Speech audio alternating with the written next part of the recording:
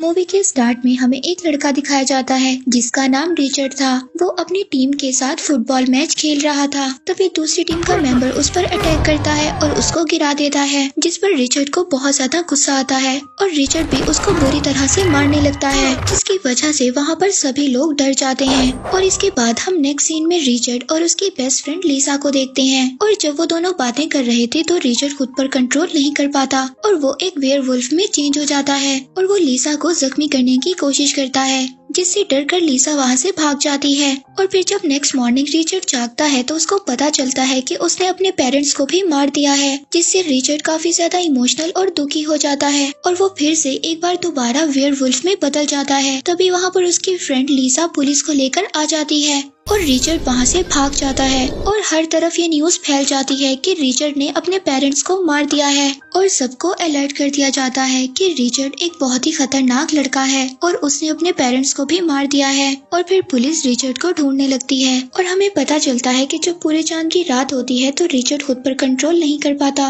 और इसी वजह से वो एक वेयरवुल्फ में बदल जाता है। और इसके बाद रिचर्ड को पता चलता है कि उसके पेरेंट्स ने उसको अडॉप्ट किया था। ये जानकर रिचर्ड को बहुत ही ज्यादा अजीब लगता है और इस बात का रिचर्ड को अंदाजा भी नहीं था। इसके बाद रिचर्ड जा रहा होता है और वो देखता है कि रास्ते में दो लड़के एक लड़की को मार रहे हैं, तो वो लड़की रिचर्ड से हेल्प मांगती है। तब रिचर्ड उस लड़की को छोड़ने के लिए कहता है, लेकिन वो लोग उसकी बात को इग्नोर कर देते हैं और रिचर्ड को वहाँ से जाने के लिए कहते हैं। और ये सब सुनकर रिचर्ड को बहुत ज्यादा गुस्सा आ जाता है और वो दोबारा से एक वेयरवुल्फ बन जाता है और अब रिचर्ड उन दोनों आदमियों को मार देता है। ये सब देखकर वो लड़की बहुत ज्यादा डर जाती है और वहाँ से भाग जाती है। इसके बाद रिचर्ड एक बार में जाता है। वहाँ पर वो एक आदमी जॉन से मिलता है और जॉन भी एक आम इंसान नहीं था, वो भी एक वेयरवुल्फ था। और अब रिचर्ड को ये बात पता चल गई थी कि वो अकेला ही वेयरवुल्फ नहीं है, लेकिन रिचर्ड खुद पर कंट्रोल नहीं कर सकता था और अब वो यही बात जॉन से पूछता है और जॉन उसको कहता है कि ये बात तुम्हारे पेरेंट्स ने तुम्हें नहीं सिखाई। और ये सुनकर रिचर्ड उसको बताता है कि मैं अडॉप्टेड हूँ, मैंने कभी भी अपने असल पेरेंट्स को नहीं देखा। और अब रिचर्ड को ये बात कंफर्म हो गई थी कि उसके जैसे और भी लोग हैं और अब वो जॉन से अपना असल एड्रेस मांगता है,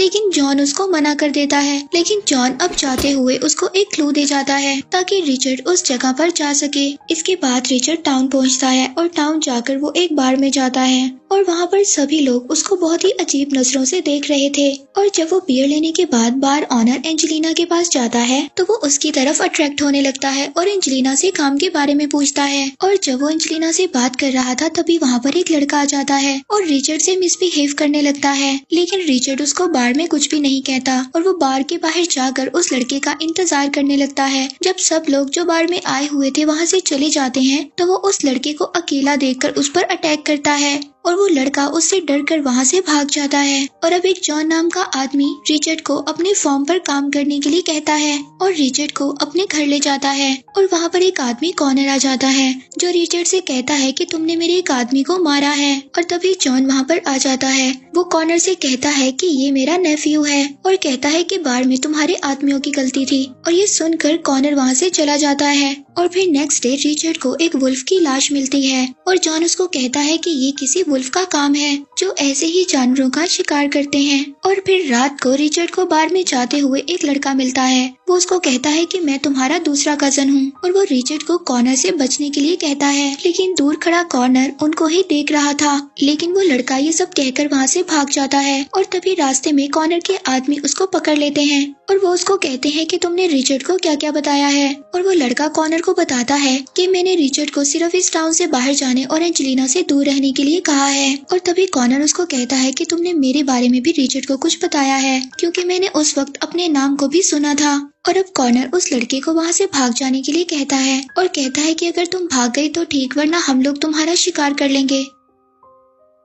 और फिर कॉर्नर के सभी लोग उस लड़के का पीछा करते हुए जंगल में चले जाते हैं। और तभी जब रिचर्ड वापस आ रहा था तो उसको उस लड़के की आवाज सुनाई देती है, इसीलिए अब रिचर्ड भी जंगल की तरफ आ जाता है। और जब रिचर्ड जंगल में आता है तो वहाँ पर उसको एंजेलिना मिलती है। एंजेलिना उसको बताती है कि कॉर्नर और उसके आदमी एक आदमी का शिकार कर रहे हैं। और जब वो दोनों ये देखते हैं कि कॉर्नर के आदमी उस आदमी को नोच नोच कर खा रहे हैं, और अब रिचर्ड एंजेलिना के साथ उसके घर ही आ जाता है और उसी की न्यूज देखने लगता है। और तभी उसको देखकर जॉन की वाइफ उसको गले लगा लेती है और ये देखकर रिचर्ड काफी ज्यादा हैरान होता है। और यहाँ पर जॉन उसको बताता है कि तुम्हारी मदर मेरी बहन की बेटी है जो कि एक प्योर ब्लड थी, और जब उसको कॉर्नर ने देखा तो वो उसको पसंद आ गई थी, और जब वो शादी के लिए कॉर्नर के साथ नहीं मानी तो कॉर्नर ने उसके साथ बदतमीजी की, और तुम उसी कॉर्नर के बेटे हो, यानी कि कॉर्नर तुम्हारा बाप है। और जॉन उसको ये भी बताता है कि तुम्हारी मदर के मरने की खबर तुम्हारे नाना ने हर जगह पर फैला दी थी, लेकिन वो मरी नहीं थी, उन्होंने उसको एक रूम में छुपा दिया था, और ऐसा उन्होंने इसलिए किया था ताकि कॉर्नर तुम्हारी मदर तक कभी ना पहुंच सके। और फिर जब तुम पैदा हुए तो हमने तुम्हें किसी को गोद दे दिया, और इसी वजह से तुम्हारी मदर ने उसी महीने सुसाइड कर ली। और तुम्हारी मदर के मरने के बाद कॉर्नर और ज्यादा खतरनाक हो गया, उसने और ज्यादा लोगों को काट कर वुल्फ में बदल दिया, और फिर उसने वेयरवुल्फ की एक टीम बना ली, और वो उन्हीं लोगों के साथ मिलकर अब दूसरे लोगों का शिकार करता है। लेकिन ऐसे वेयरवुल्फ प्योर ब्लड वेयरवुल्फ के सामने बहुत ज्यादा कमजोर होते हैं, और तुम एक प्योर ब्लड वेयरवुल्फ हो। और अब इससे ये बात पता चलती है कि कॉर्नर को एक प्योर ब्लड लड़की चाहिए, और इसके बाद वो बदले में कभी भी किसी को नुकसान नहीं पहुंचाएगा। और अब पूरे टाउन में एंजेलिना ही ऐसी लड़की थी जो इस चीज के लिए तैयार थी, और वो खुद ही अपने आप को कॉर्नर के हवाले करना चाहती थी। और वो ये बात रिचर्ड को भी समझाने की कोशिश करती है, और रिचर्ड उसको कहता है कि हम सब एक जानवर की तरह हैं, और मैंने अपने पेरेंट्स को भी मार दिया है। तभी एंजेलिना रिचर्ड को बताती है कि एक रात मेरे फादर बहुत ज्यादा शराब पीकर आए और उन्होंने मेरी माँ को मार दिया, लेकिन जब वो सुबह उठे तो वो ये चीज देखकर बहुत ज्यादा दुखी थे, और तभी उन्होंने अपना गला काटकर सुसाइड कर ली। और अब रिचर्ड उससे पूछता है कि ये कोई पावर है या कोई कर्ज है। तभी एंजेलिना उसको कहती है कि अगर हम इस चीज पर कंट्रोल कर लें तो ये किसी ब्लेसिंग से कम नहीं है। और अब रिचर्ड अपने आप से एंजेलिना को दूर रहने के लिए कहता है ताकि वो एंजेलिना को कोई नुकसान ना पहुंचा दे, पर एंजेलिना इस बात से उसको मना कर देती है। और फिर रात को अगले दिन जॉन के घर प्योर ब्लड वेयरवुल्फ इकट्ठा होते हैं, और वो सभी लोग भी ये चाहते थे कि एंजेलिना को कॉर्नर को दे दिया जाए, लेकिन रिचर्ड इस बात से इनकार कर देता है, और वो अकेला ही कॉर्नर का सामना करने के लिए जंगल में निकल जाता है। और अब वो कॉर्नर के पास पहुंचकर उसको कहता है कि मैं उसी औरत का बेटा हूँ जिसके साथ तुमने गलत किया था। और यहाँ पर कॉर्नर उसको कहता है कि मैं तुम्हें चांस देता हूँ जैसे मैं सभी लोगों को देता हूँ, और रिचर्ड को यहाँ से भाग जाने का कहता है। और अब ये सब सुनकर कॉर्नर को बहुत ज्यादा गुस्सा आता है, वो अपने सभी आदमियों को रिचर्ड के पीछे भेज देता है, और रिचर्ड जंगल में जाकर उसके सभी आदमियों को मार देता है। और फिर कॉर्नर और उसके आदमी रिचर्ड को घेर लेते हैं और उसको बहुत ज्यादा मारने लगते हैं, जिसकी वजह से रिचर्ड बहुत ज्यादा चिल्लाता है। और अब रिचर्ड की आवाज सुनकर एंजेलिना भी जंगल की तरफ भागने लगती है,